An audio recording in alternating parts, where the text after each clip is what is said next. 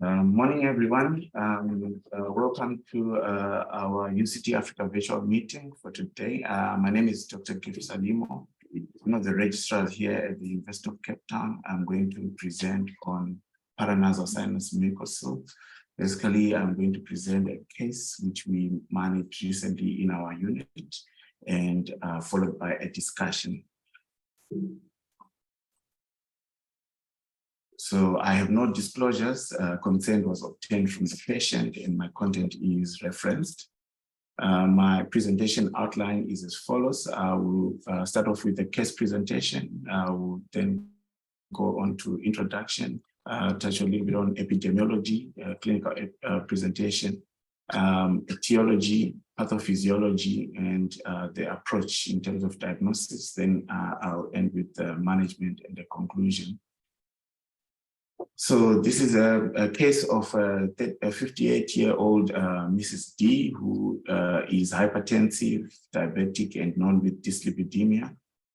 She has no known allergies. She is a non-smoker and a non-alcohol drinker. So she was referred from one of our peripheral hospitals with a 5-month history of progressively worsening left frontal headache. She also had noticed that her left eye was getting increasingly swollen, and 3 months prior to presentation, she had noticed that she had developed left-sided blurred vision. So on examination, she had no facial pain. So on systems review, she had no facial pain, no nasal congestion, no hyposmia or anosmia. She had no postnasal drip. She had no change in vision. She had been seen earlier by an optician, and she was said to have normal visual acuity. She had no history of previous trauma, and she had no history of any previous surgery, and no history of bleeding disorders. On examination, she was essentially stable. She was apyrexial. She had no signs of meningism. She had equal pupils which were reacting to light. Her anterior rhinoscopy was essentially normal. Otoscopy was normal. Oral cavity was also normal, as well as the oropharynx. She had no neck nodes. She had an obvious left proptosis with mild left chemosis, and she also had normal extraocular muscle movement. Like I mentioned earlier, she had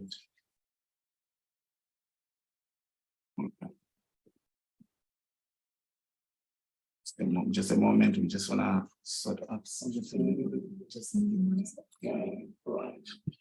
So she had no obvious frontal asymmetry, and she basically had just a proposed left eye with a little bit of chemosis on the same eye. Nasal flexible endoscopy was essentially normal, and the rest of the systems were normal. So the first investigation which was done was a CT scan, which basically showed, on an axial view, showed opacification of the left maxillary sinus. And of note, you can see a couple of septations on the left side and a little bit of a breach of the posterior frontal sinus. Oh, it's not what it's not moving. Okay. So we can see on the CT scan, you can see a left-sided opacification of the left frontal sinus with some septations, and a breach on the posterior table of the frontal sinus. And on the other view, you can see an obvious proptosis on the left. And then on the other views, you can see this is a coronal view, which shows okay.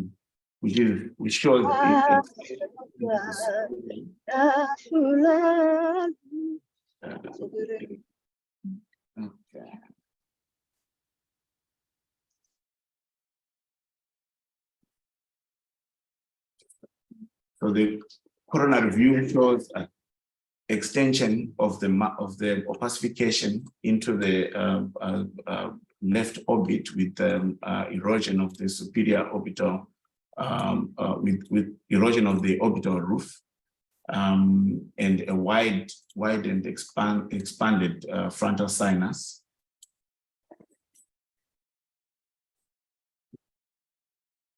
And then on this view, we can see a dehiscence on the posterior aspect of the left frontal sinus.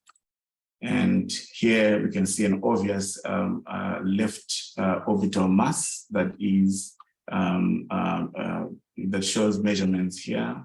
And then on this one, you can see that the extension of the erosion of this superior of the orbital roof is about, the mass extends about 21.7 millimeters into the orbit. At this moment, the differential diagnosis was possible frontal ethmoid sinus mucocele. It could also be a sinonasal tumor, in this case with the clinical picture, possibly a benign tumor. It can also be an allergic fungal sinusitis or sinonasal polyposis. So the patient was booked for functional endoscopic sinus surgery and had a blood workup, and consent was taken. And of note is she only consented for an endoscopic approach. So in terms of management, the patient was taken to theater, and she had a left-sided functional endoscopic sinus surgery. In particular, a draft 2B surgery, which is basically an endoscopic procedure whereby the floor of the frontal recess is dissected from the lamina papyracea to the nasal septum to facilitate frontal sinus drainage and prevent stenosis.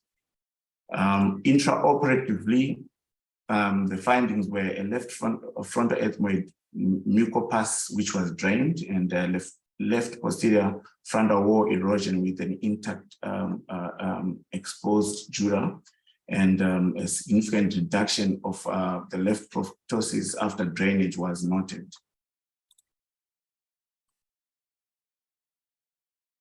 And post-operatively, the patient was discharged on day 2 post-op, and a follow-up date was made in 2 weeks in our outpatients, and histology confirmed that it was in keeping with the mucocele of the left frontal ethmoid sinus. And due to the extensive disease, the patient was also advised for a repeat CT scan after 3 months. Just to make sure that all the septations with collections have been drained. So I'll go on to a discussion of paranasal sinus mucoceles. So mucoceles were first described by Langenbeck in 1818 and Rowlett in 1996. And it is defined as an epithelial-lined mucus-containing sac completely filling a paranasal sinus. It is capable of expansion with bone resorption and new bone formation, and it is the most common lesion causing expansion of the paranasal sinuses. 60 to 89% occurs in the frontal sinus, and 80 to 30% in the ethmoid sinus, and more than 5% in the maxillary sinus. And mucoceles of the sphenoid are quite rare. Regarding epidemiology, they can form at any age, and majority are diagnosed between the age of 40 to 60 years. And both the distribution or incidence is basically equal for both males and females. So sinus surgery, in terms of etiology, it remains the leading cause of mucoceles, constituting between 66 and 86%. And this is mainly following surgery for chronic rhinosinusitis with nasal polyposis. And 10 to 14% are secondary to head trauma, and 15 to 17% develop spontaneously. And this is the case of our patient. There was no obvious cause for her frontal ethmoid mucocele. And any benign or malignant tumor can also lead to formation of the paranasal sinus mucocele. But in literature, it's recorded as low as 1 to 5%. This is a study that was done, and the series which had more patients was done by Bokmo et al. And this was one of the studies quoted in Scott Brown, and for a chapter that was done by one of our professors here, Professor Lube. And it highlighted that 66% of patients developed a paranasal sinus mucocele, in particular frontal mucoceles, following sinus surgery, and 14% developed developed after trauma, and 17% developed spontaneously, with chronic rhinosinusitis without surgery itself only contributing to 2%, and like I mentioned, tumors only 1%. The rest, except Lund et al., only highlighted almost similar trends.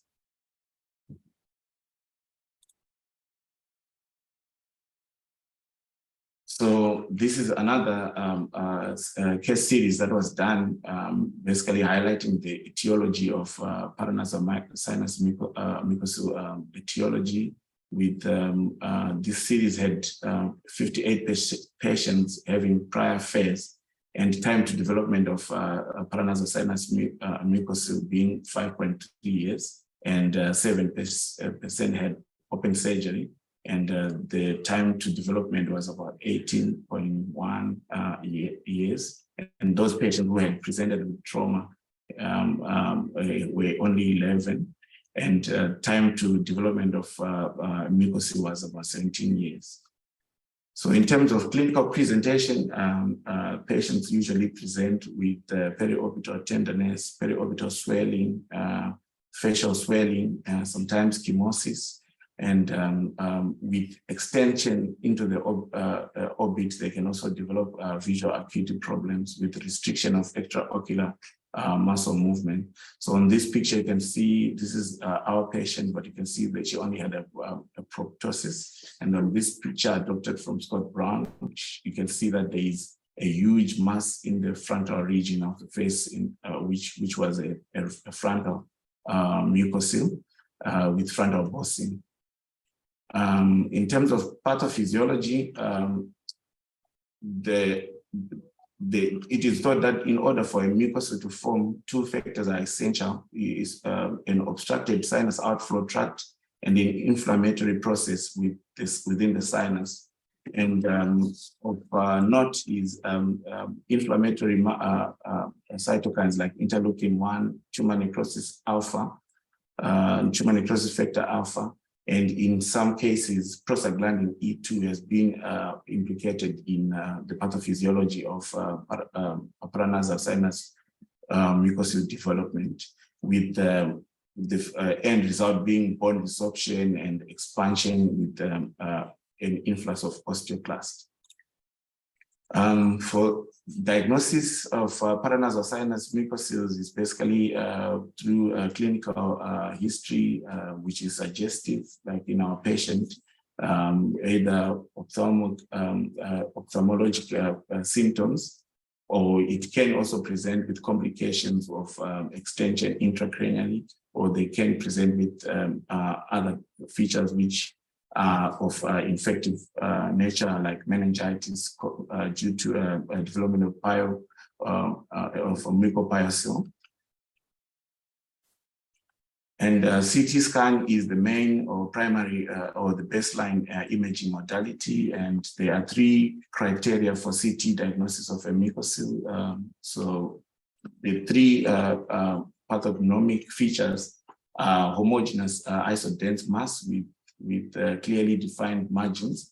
And in our patient, you can see that we can actually follow the margins of the lesion, and also patchy osteolysis around the mass and bony erosion. And this is also highlighted here in the CT scan of the patient that I just presented, which shows a massive breakdown of the orbital roof with extension into the orbit.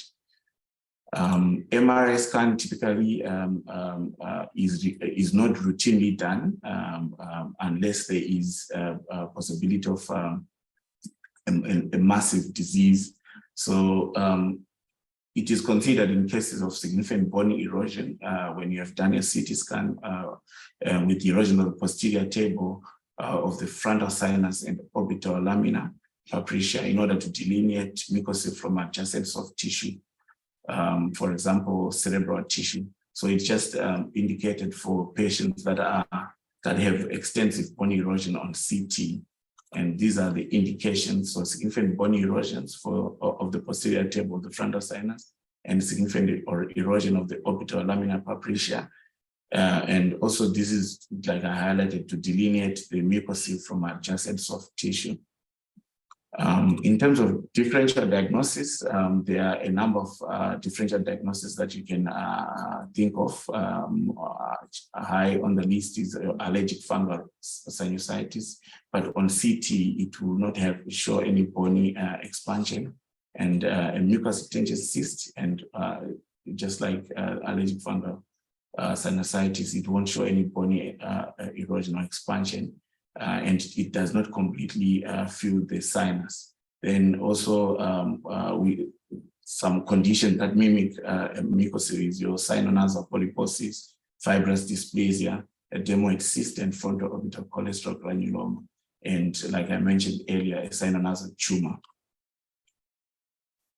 In terms of complications, like I mentioned earlier, a mucocele can be infected, forming a mucopyocele with a risk of infection, complicated infectious complication like meningitis. They can also develop orbital cellulitis, osteomyelitis, and intracranial extension through bone erosion can also result in a CSF fistula, with these patients also complicating with a CSF leak. In terms of management, treatment is basically surgical, and in the presence of infection, adjuvant antibiotic therapy is also indicated, and surgery should not be performed in the setting of infection. However, an exception is in a setting of acute symptomatic mucopyocele. And the goal of treatment, or the goal of surgery, is to drain the mucocele and ventilate the sinus involved, and also to prevent recurrence. So surgical approach, this is done after imaging has been done. Baseline CT is quite key to surgery planning. So the surgical approaches are based on the size, location, and extent of the mucocele, with endoscopic marsupialization now being one of the most favored treatment or surgical modality for simple mucoceles. And transfacial Lynch-Howard approach, which is historical, can also be done in settings of a massive lateral extension. And some centers also can advocate for osteoplastic flap, which is also historical. But a game changer in most of these extensive mucoceles is your modified Lothrop procedure, which is basically to widely open the frontal recess and leave it open for good drainage. And in severe cases, you can do a combined endoscopic approach and external approach. This is one of the results from a center, a single center that I found on one of the papers, where they had 114 patients being managed through functional endoscopic surgery, and 4 only having open surgery, and 6 having a combined approach. So this was key in evaluating recurrences, with those patients managed with functional endoscopic surgery only having a recurrence percentage of 8.9%, and open surgery constituting 25%. And those who had combined approach had 0 recurrence. And the times for recurrence for functional endoscopic surgery was 3.7 years, and for open was also almost similar, 4 years. So in terms of follow-up, these patients need long-term follow-up to assess any need for further surgery. And recurrence can be noticed up to 10 years post-initial surgery or even post-head trauma. And patients should be adequately counseled regarding follow-up in terms of reviews. And in the setting of poor resources, like in our own settings, some patients might not be able to be reviewed regularly. It is important to counsel them in terms of recurrence of symptoms so that they can be seen at their nearest healthcare and be referred appropriately in time. So in conclusion, paranasal mucoceles are benign and curable, and the frontal sinus is by far the most affected, and early diagnosis and treatment is important. And the role of imaging with baseline CT is key to diagnosis. And endoscopic surgery represents the new horizon in the management, and combined approach is usually useful in extensive disease. Like I mentioned, long-term follow-up is necessary as recurrence can occur up to a decade after initial surgery or head trauma. And these are my references, and that's the end of my presentation. So I can take comments and questions. Thank you. If you could go to the table and just go back about this slide. Yeah, I think just be careful interpreting data, because the open result is 25% recurrence. But just be careful when you've got such low numbers, right? Because your next 2 cases might not be recurrence, and then your percentage goes down to 10%. And so just be careful with your statistics. You must realize that that's got a very low power. Yeah. Okay. And I'm not trying to defend open, but I'm just saying to be careful with this kind of data. Yeah. Something that you haven't referred to is, what do you do with bone? So if you've got a big bulge of bone into the organ, and now you're doing an endoscopic approach, do you remove that bone? Do you leave the bone to remodel? Because you might have a big bony bump that's causing proptosis. What do you do? I think from what I have read in some cases, you can remove the bone and probably review the patient at some point, and maybe for reconstruction. Yeah. Medallion on the call. Just check if you just put up the. No, she's not. She's not. Okay, yeah. Because my understanding was that bone does remodel, but I'm not. But I thought you might have found something on that. So I think some people would leave the bone the remodel, but I'm not sure. But that's an important thing to determine this kind of talk. Especially if you're doing an open approach, then you might be in Zimbabwe. You don't always have the equipment available in the state hospital. What do you do with the big bony bulge? Do you remove the bone? Do you try and push it back and remodel it? Peter, what do you do up in Ghana? Well, I'm not the main expert now, but we up until we were doing the open, but Kapi is doing still in the endoscopic numbers. We would just break off. We have very light ones. Sometimes we need to combine with limited because it will just be extending to the brain. So if there's remodeling, if there's a bony expansion, we might clip off some of the parts which can. Sometimes it's even so sharp that the skin might even be lying very much on top of it. So we might just break that. But I always Kapi had mentioned what is the current state after his training.